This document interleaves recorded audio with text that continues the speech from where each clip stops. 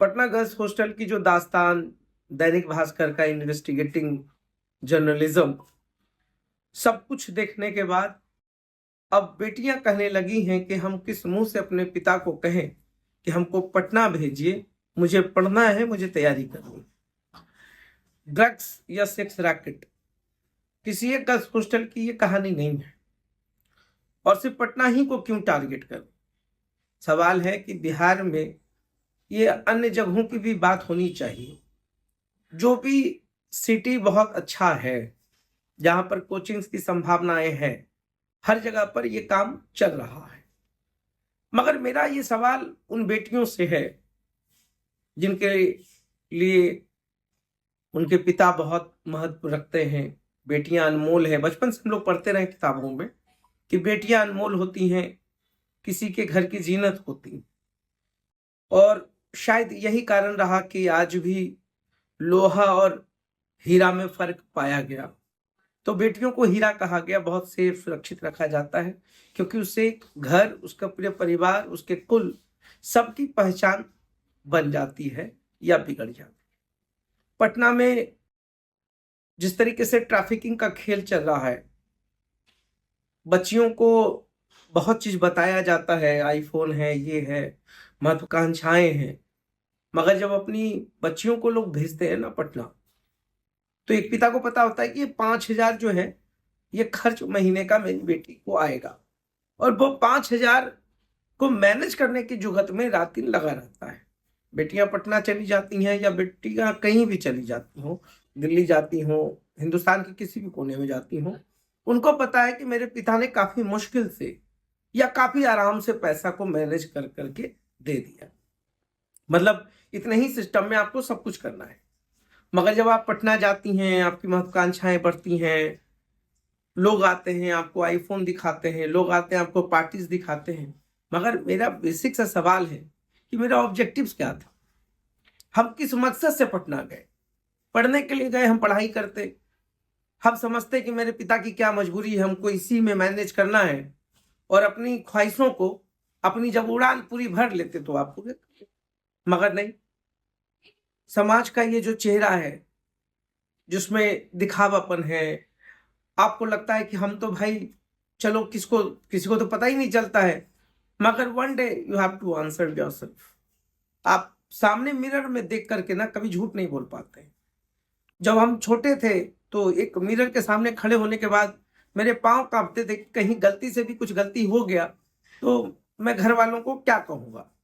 मगर आज तो पूरे समाज का आईना जो है इतना धुंधला हो चुका है कि किसी को अपनी गलतियां दिखती ही नहीं। गलतियां इसलिए नहीं दिखती हैं क्योंकि हम उस गलती को गलती समझ ही नहीं पाते। गलतियां हो जाती हैं और गलतियों पर फिर धुंध और पर्दा पड़ जाता है। अब दूसरी व्यवस्था, पॉलिटिकल इंटरफेरेंस, वो दलाली का खेल, वो महिला ही ब्रोकर होती हैं। तो एक बेटी का घर उजाड़ने के लिए एक बेटी काफी, एक तो महिला बैठी हुई है, तो ये लोग एजेंट्स हैं। फिर जो ये पॉलिटिकल इन्वॉल्वमेंट हो जाता है। शर्म आनी चाहिए ऐसे सफेद पोशों को। अब शर्म अगर आती तो खैर ये धंधा ही नहीं करवाता। अगर शर्म आती तो सोचना चाहिए कि सबके घर में बेटी है, आप मजबूरी में किसी का फायदा क्यों उठाते हैं। मेरा ये कहना है कि अगर आपके पास पैसा है, आप पैसा ऐसे ही दे देते ना, फिर किसी का शोषण क्यों करना। समाज पुरुष प्रधान है, महिलाओं को इक्वालिटी की बात होती है। मैं ये नहीं कहता हूं कि आप क्या पहनोगे। I have a question, no I don't have any question, it's all your will and wish, आप जो पहनो।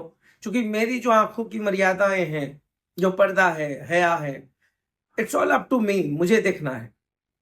मुझे आपके ना पहनावे पर कोई ऐतराज है, ना आपके फ्रीडम पर कोई ऐतराज है। बस ऐतराज इस बात पर है कि जो उद्देश्य है आपका पढ़ाई करने का, आप पढ़ाई कीजिए। ऐतराज इस बात का है कि आप इस खेल में क्यों फंस गई। ऐतराज इस बात का है कि आप सेक्स रैकेट का हिस्सा क्यों बन गई।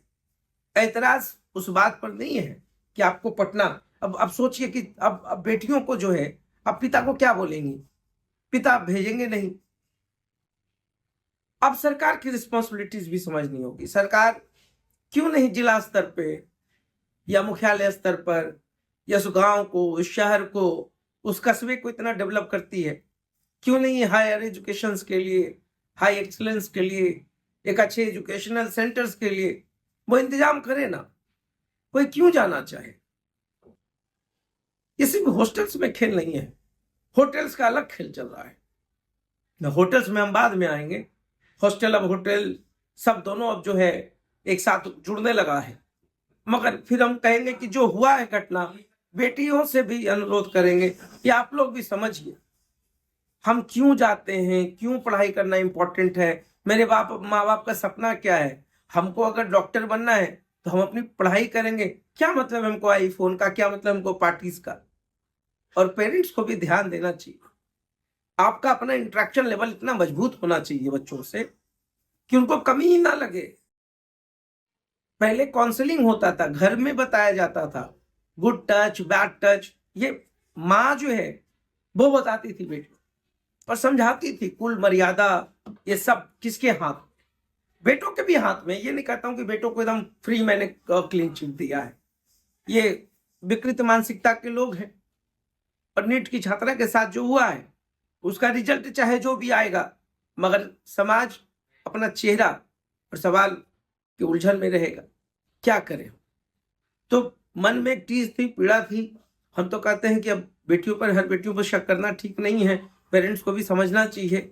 और जहां गलतियां हुई हैं, जहां पर सब कुछ है, वो चीजें जो दलदल है, उस दलदल से बेटियों को निकालने का काम जो है अब समाज का भी है, पेरेंट्स का भी है, सरकार का भी है। पेरेंट्स का इसलिए अधिक होता है क्योंकि मुझे लगता है प्रॉपर काउंसलिंग अब घर से ही नहीं हो रहा है। माँ बाप बात ही नहीं करते हैं बच्चों के साथ। अरे उनके एक्टिविटीज को समझिए, कहाँ जा रहे हैं। जब उसके हाथ में आईफोन आता है तो पहला सवाल तो माँ बाप का होना चाहिए कि आईफोन कहाँ से लाया। अगर आप पार्टीज में जा रही हैं तो पार्टीज कैसे मेंटेन हो रहा है। सवाल छोटे छोटे सवाल है, हर के माँ बाप पूछते हैं।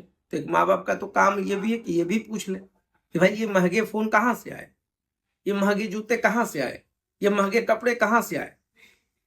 ये इसको कहते हैं पेरेंटिंग। सिर्फ सवाल पूछ करके बेटियों को डांट देने से कुछ नहीं होगा। और लड़कों को तो भाई उनकी मर्यादा उनको फिक्स्ड है, उनको तो पता होना चाहिए हम क्या कर रहे हैं। मगर बात अब चूंकि गर्ल्स हॉस्टल की है और सफेद पोश लोग हैं, तो फिर हम कहेंगे कर्मा तो नेताजी आप जितना भी बड़े रसूखदार रहिए, कर्मा रिटर्न करता है सर, याद रखिएगा। इसलिए ये जितना भी रैकेट है, इन्वॉल्वमेंट है, चाहे वो प्रशासन का हो, सरकार का हो, खादी का हो, चाहे जिसका भी हो, सुधर जाइए, चेत जाइए। इतना ही जो दिल की बात थी मैंने कह दी। तो देखते रहिए साथ बहुत।